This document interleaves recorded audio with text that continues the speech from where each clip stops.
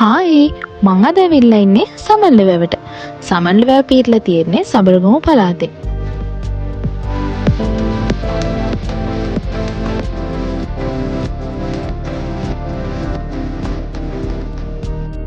මේ දවස්වල නම් වැවේ වතුර ගොඩක් අඩුයි. ඔයාලට සමනල වැවට එන්න පාරවල් දෙකක් තියෙනවා.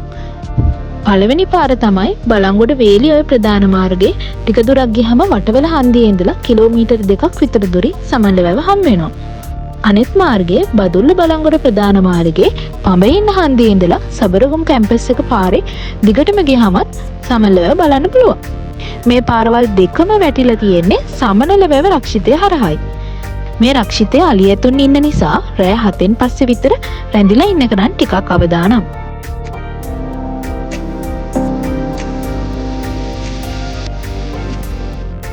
සමනල වැව වේල්ල ප්‍රාථමික වශයෙන් ශ්‍රී ලංකාවේ ජල විදුලි බල නිෂ්පාදනය සඳහා භාවිතා කරනවා.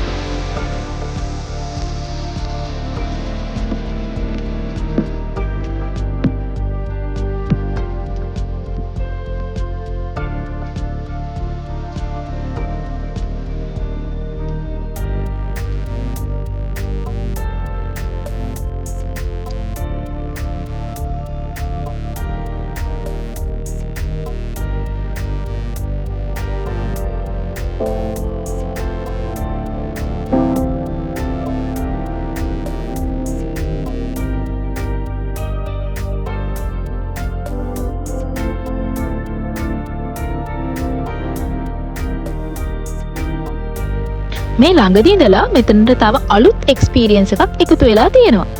ඒක තමයි කයාකින්. එක්කෙනෙක්ට රුපියල් 500ක් විතරයි වෙන්නේ.